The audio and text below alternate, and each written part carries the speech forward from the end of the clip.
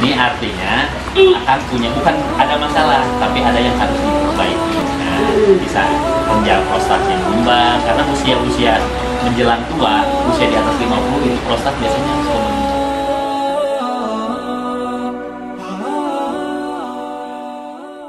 Oke, selamat sore. Sobat-sobat Suki Channel. Sore hari ini kita akan menyimak ada beberapa macam sih teknik atau metode dalam melakukan proses penyembuhan dengan pola pengobatan, mungkin kategorinya pengobatan ini yang Kang Haji tekuni dan dalami. Kita coba kupas beberapa, hanya sebagian kecil aja pola pengobatan tersebut. Yang kita akan kupas hari ini yaitu iya Kang, mengenai akupressure, terus ada akupunktur dan juga ada refleksi. Nah, kira-kira gimana perbedaan dari ketiga istilah tersebut? Nah, mohon akan menjelaskan. Bismillahirrahmanirrahim. Assalamualaikum warahmatullahi wabarakatuh. Alhamdulillahirrahmanirrahim. Asyhadu an la ilaha illallah wa asyhadu anna Muhammadan rasulullah. Allahumma shalli ala sayyidina Muhammad wa ala ali sayyidina Muhammad.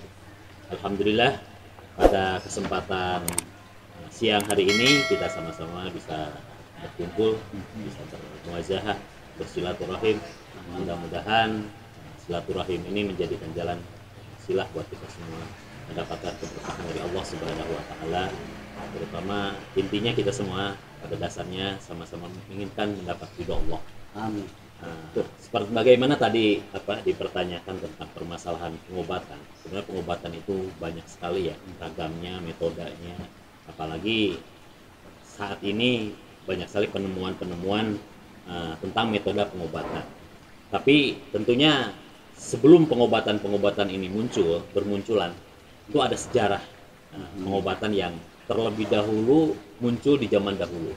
Ya, terutama sering sekali digunakan oleh metode-metode teknik TCM atau teknik medicine science, ya, di mana teknik ini merupakan teknik yang sering digunakan untuk pengobatan yang lebih spesifik, terutama di bidang persarafan ya.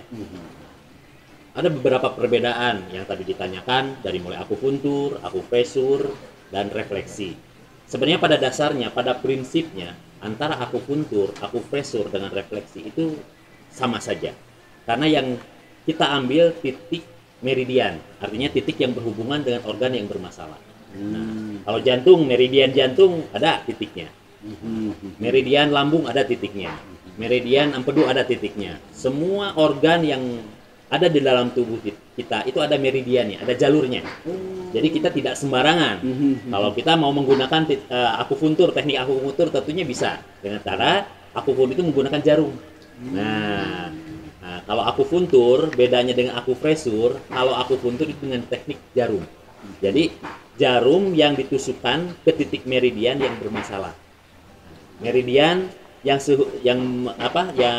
sejalur dengan yang dibutuhkan oleh organ tersebut. Umpama titik lambung. Nah, titik lambung itu adalah titik di mana ada beberapa titik dari mulai kaki sampai kepala itu ada titiknya. Nah, ada terutama ada stomat, istilah akupunturnya nih. Yeah. Ada ST36, stomat 36 itu tuh lambung khusus. Adanya di kaki. Ya, nah, di sini di sebelah sini ya. Itu bisa kita tusukkan. Nah, adapun dengan teknik akupressur sama, bisa dari kaki juga. Ada titik lambungnya dari kaki. Itu dengan totokan dengan menggunakan alat kayu biasanya. Nah, cuman permasalahannya kadang-kadang kalau kita tidak tahu teknik untuk menekan, nah ini kadang menjadi masalah. Bisa jadi cedera ya. Nah, cederanya bisa lebam kalau terlalu tekannya terlalu keras, terlalu kuat. Makanya untuk yang paling aman itu untuk proses pengobatan akupressur itu tekanannya tekanan ringan dulu. Tekanan ringan disesuaikan dengan kemampuan dan kondisi pasien.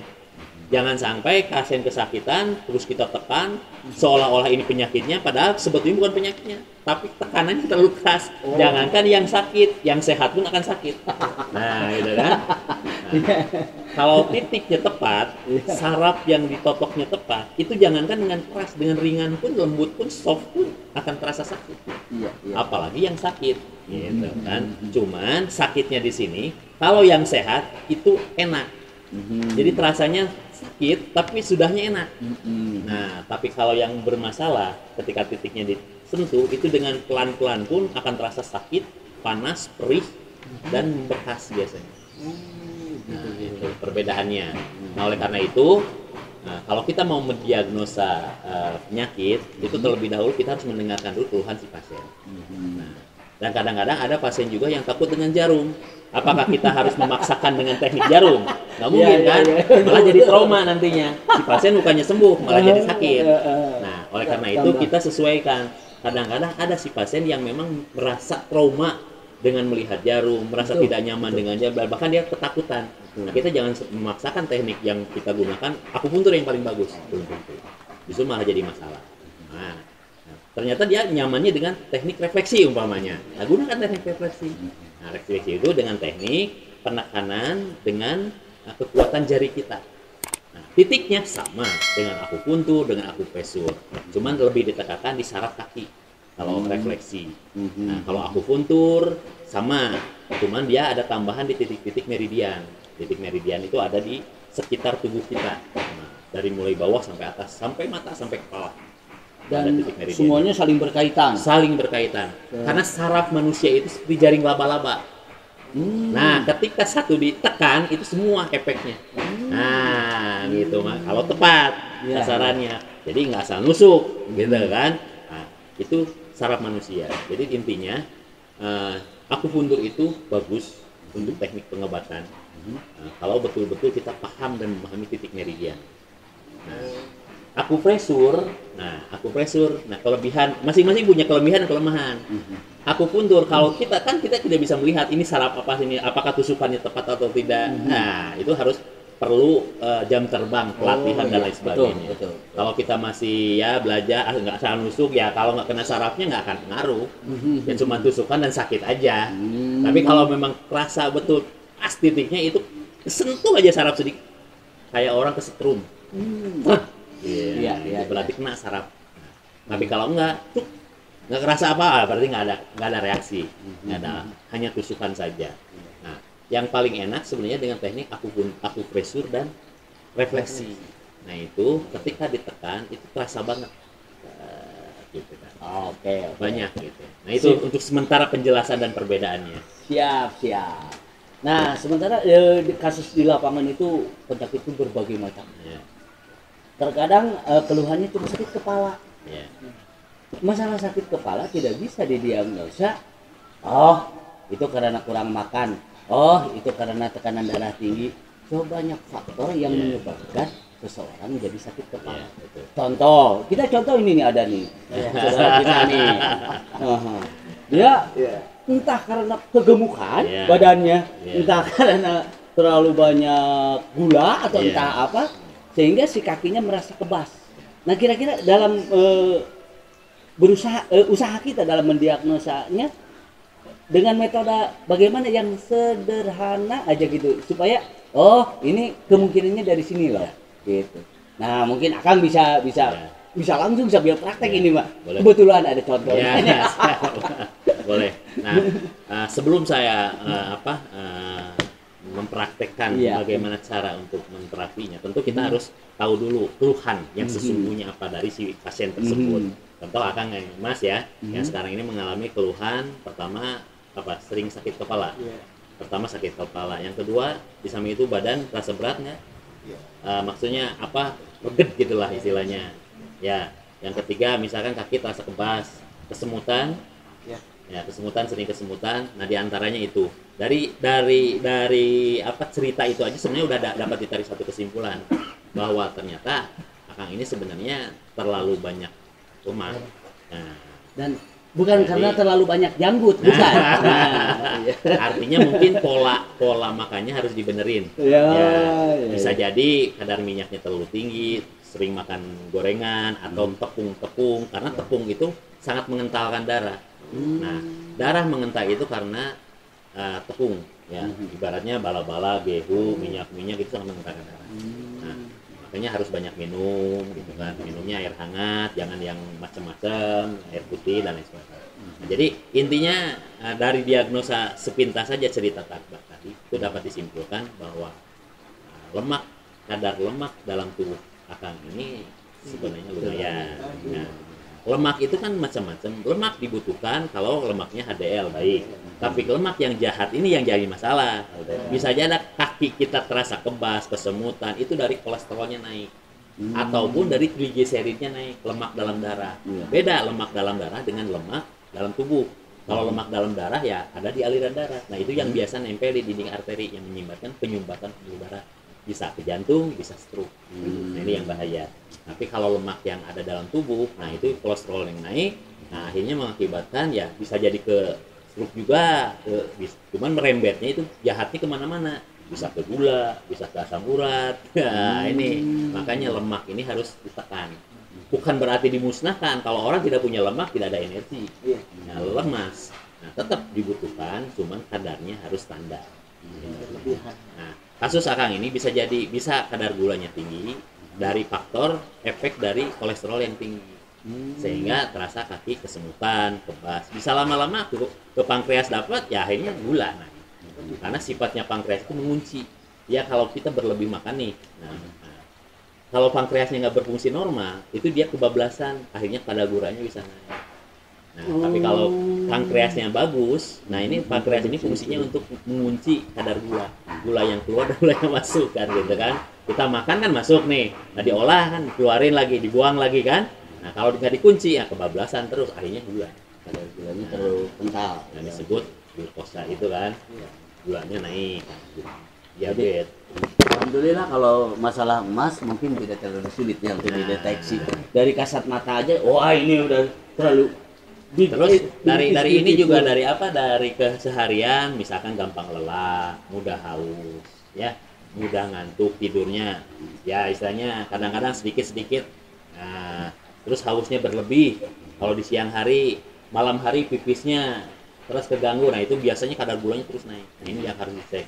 Nah ini maaf, ini benar-benar harus cek secara medis. Yang dikhawatirkan kita tidak tahu kebablasan yang akhirnya gulanya berlebih. Sangat berlebih, efeknya bisa ke telinga, bisa ke mata, nah itu imbasnya. Nah, apalagi ke vitalitas, nah itu bisa pengaruh kalau gulanya naik. Makanya harus ditekan, gitu ya. Bagaimana cara apa istilahnya di terapinya? Nah ini sebenarnya sederhana, bisa menggunakan metode tadi totok. Totoknya bisa dengan refleksi, bisa dengan akupuntur, bisa dengan akupresur. Tergantung apa si pasien. Nah kadang-kadang si pasien takut dengan jarum, ya kita akupresur dengan totokan. Ada yang takut ditotok itu karena sakit, kita dengan refleksi. Nah, jadi kita gunakan berbagai macam metode yang sesuai dengan nyamannya si pasien. Karena kadang-kadang kalau pasiennya nggak nyaman, justru bukannya sembuh, malah sakit nanti. Kadang-kadang dia merasa trauma lagi. Bukan berarti, ini sakit, ini penyakit, ya ini paksakan, malah jadi dia kembali. Yang akhirnya dia malas berobat. Gitu. Jadi sesuaikan aja dengan kebutuhan si pasien juga, sugestinya seperti apa. Selera si pasien. Nah, gitu. Cuma ada Kang yang sering kecolongan ya manusia. Pada saat ini banyak sekali kasus-kasusnya, baik dalam pada saat dia sedang duduk, kadang sedang jalan, sedang membawa mobil atau sedang berolahraga, yaitu penyakit jantung. Sekarang itu banyak sekali yang kecolongan. Karena entah lupa, entah tidak tahu tentang bagaimana cara memelihara jantung, apalagi memeriksakan diri. Seolah-olah, apalagi zaman COVID sekarang soal penyakit jantung kan tetap aja harus di swab gitu. Nah, kira-kira dengan teknik-teknik ini bisa nggak kita untuk mendeteksi ini ada indikasi lah gitu, penyakit jantung. Kita ambil contoh yang langsung aja. Saya 3 tahun yang lalu pernah mengalami dan harus pasang ring. Dengan ada teknik herbal pengobatannya yang dikonsumsi secara rutin. Alhamdulillah bisa beraktivitas kembali normal. Namun saya tidak tahu. Saya belum pernah cek lagi ke dokter jantung gitu. Nah, bisa nggak dilakukan diagnosa tertentu dengan melakukan pijatan-pijatan tertentu, bisa bukan disimpulkan, hipotesa, dugaan sementara, oh jantungnya sudah mulai bagus lagi, atau oh ini masih harus terapi apa gitu, terapi medis atau terapi ini bisa juga membantu. Bisa nggak eta jantung eta? Sebenarnya segala sesuatu juga tidak ada yang istilah tidak bisa kalau kita mau berusaha kan gitu kan. Nah, dengan izin Allah tentunya. Nah, intinya ya kalau secara profesional, kalau memang terapi secara alternatif, kita harus tahu dulu kemumpunian, artinya si penterapis juga. Ya. Memang pada dasarnya untuk mendiagnosa satu penyakit itu kita tidak semudah itu, tapi harus tahu intinya awalnya dari Tuhan si pasien juga. Nah, jadi dari dasar itu sebenarnya kita juga bisa mengambil satu kesimpulan bahwa ini sebenarnya penyakit ini.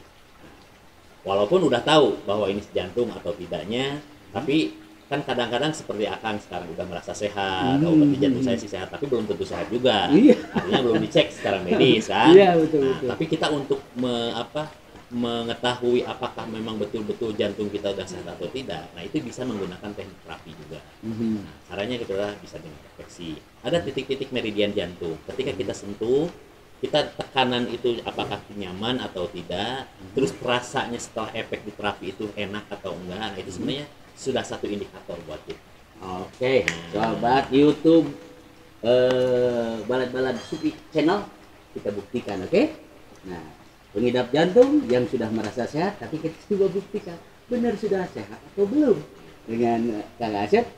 Langsung kita mah jangan kita coba lagi coba detek. Nah, kita dari untuk titik mendeteksi apakah ini jantungnya masih bagus atau enggak. Nah, kita coba dengan totokan saraf yang ada di kaki. Iya. Terus ada yang di meridian, artinya jalurnya. Jalur ya. Nah, kalau misalkan Akang merasa kesakitan, artinya bukan berarti sehat atau tidak sehat, artinya ada yang masih bermasalah. Betul. Dan itu yang harus dibantu dengan terapi atau pengobatan ya. Oke. Bismillah. Siap, ya. coba kita coba. Ini kita coba dengan teknik pijatan dengan refleksi saja dulu ya. Nah, refleksi dengan tekanan dan totokan. Kalau aku pressure biasanya dengan alat. Nah, kebetulan saya nggak bawa alat, ya nggak apa-apa dengan ini aja refleksi aja dulu. Nah, ini adalah meridian biasanya untuk rongga dada. Ya, rongga dada. Kalau kita sesak, napas, nah ini dari dada di sini ya. Nah, ini kita bisa cek dari sini aja dulu. Kan satu titik itu bisa pengaruh ke. Iya. Ini meridiannya di sini. Nah, iya. Terus di sini juga bisa kita coba. Nah, rasakan. Nah, ini juga. Rasakan. Yes. Ini juga. Nah, ini juga. Nah, ini juga. Ini itu Kang sebetulnya general treatment juga. Ini untuk mendiagnosa dari saluran kandung kencing semua. Nah, kalau di treatment secara kolektif ini enak. Semua kena. Gitu. Tidak hanya sekedar masalah jantung saja tadi, tapi treatment semua general dicek gitu. Bisa kita tahu. sumuhun eta mah bukan. Ini artinya akan punya, bukan ada masalah, tapi ada yang harus diperbaiki. Nah, bisa penjara prostatnya mengembang karena usia-usia menjelang tua, usia di atas 50 itu prostat biasanya mengembang. Karena jangan dipakai. Aduh, mantap. Ini juga kepala. Sumuhun. Tarik deh. Nah, itu salah satu teknik refleksi. Sebenarnya tidak perlu pijat itu tidak terlalu kayak gimana, enggak. Dengan titik sentuhan titik meridian aja udah kena sebenarnya. Nah, itu salah satu tekniknya. Jantung diantaranya bisa di sini. Nah, sebenarnya jantung Akang udah mulai membaik. Sip, mantap. Karena biasanya mudah-mudahan baik. Biasanya kalau orang yang bermasalah biasanya merasa kesakitan juga. Ini ginjal. Eta rada pedes kan, harus banyak minum. Iya. Nah, ini lambung. ritme akang masih bagus, khusus 12 jari juga masih bagus. Ini yang bermasalah ya tadi justru di prostat ini. Aduh, insya Allah nanti mah diperbanyak frekuensinya. Nah ini salah satu teknik refleksi. Kalau akupresur itu dengan tekanan nih biasanya dengan alat ya. Nah biasanya itu lebih sakit. Wah lebih sakit. Kalau menggunakan teknik akupresur itu biasanya frekuensinya 1 minggu itu 3 kali terapi dengan teknik tekanan. Nah tekannya semakin lama semakin ditekan, semakin kuat. Tapi yang paling enak itu teknik refleksi. Itu akan terasa sakit awal sebentar tapi nyaman. Ya nyaman kan? Kalau untuk terapi berapa kali biasanya? Nah kalau untuk pengobatan biasanya saya melakukan terapi itu dengan menjadwal si pasien itu seminggu 3 kali. Jadi di jarak 1 hari ini, nah besoknya istirahat, besoknya ini terapi lagi. Nah, apalagi yang stroke, kalau yang stroke harus sering. Biasanya dianjurkan pagi dan sore. Karena itu kan untuk memacu saraf untuk kembali aktif ya. Karena ketika stroke pembuluh darahnya pecah, misalkan terjadi stroke, akhirnya respon sarafnya kan mati ya. Bisa mati, bisa melemah. Nah kalau melemah biasanya bisa dipacu lagi. Itu aja. Sebenarnya banyak teknik yang kalau saya di sini terus terang aja banyak yang merasa nyaman dengan terapi teknik refleksi. Ya. Jarum, akupuntur banyak yang merasa takut dengan jarum. Akupresur juga sama karena tekanannya katanya karena tidak sentuhannya kan beda dengan kayu ya dengan besi ya kaku. Tapi kalau dengan tangan kan beda.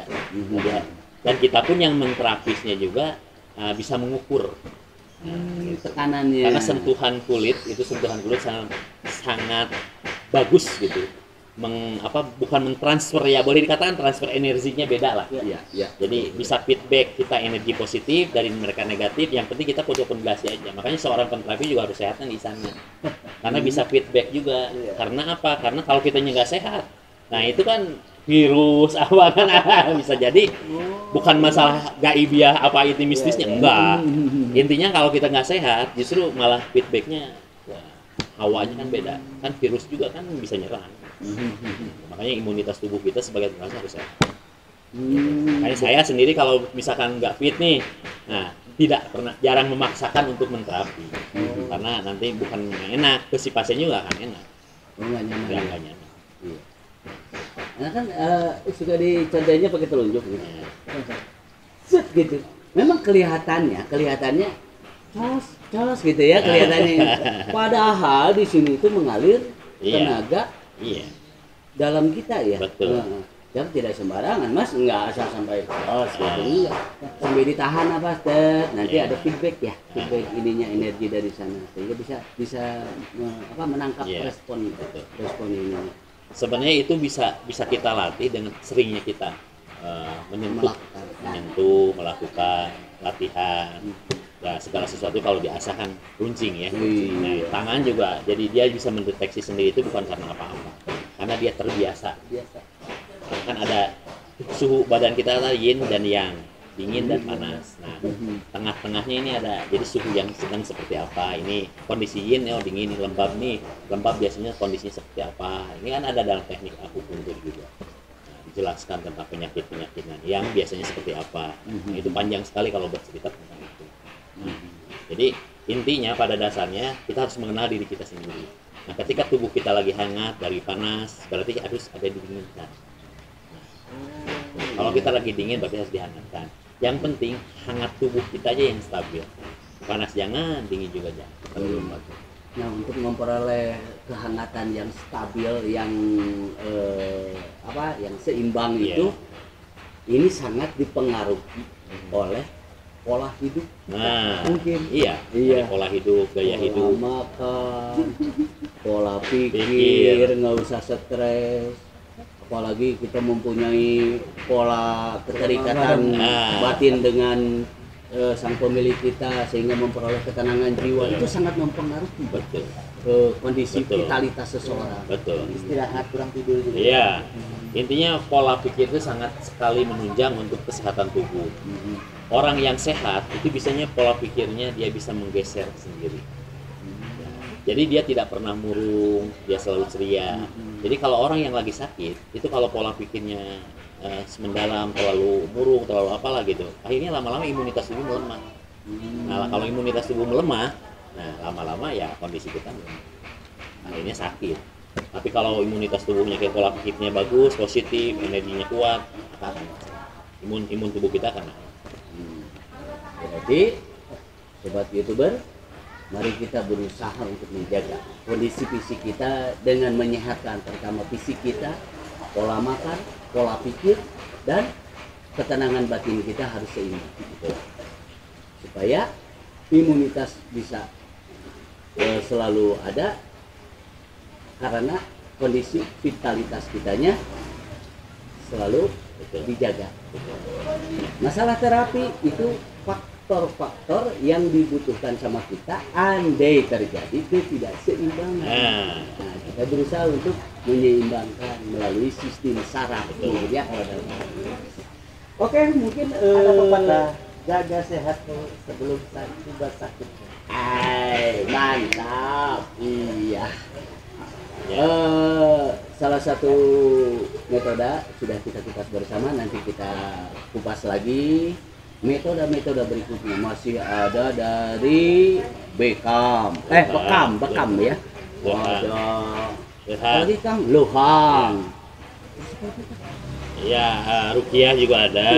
Rukiah. Untuk Yumiho juga ada. Apa? Teknik pembetulan tulang belakang. Oh ya? Ada. Mantap. Nanti itu bisa dipraktekkan itu dan sangat mudah. Mudah bagi yang pakar ya, ahli. Dan saat ini kita cukupkan dulu uraian kita di sore hari ini. Sampai ketemu kembali di uraian berikutnya. Billahi taufiq wal hidayah. Wassalamualaikum warahmatullahi wabarakatuh. Waalaikumsalam warahmatullahi wabarakatuh.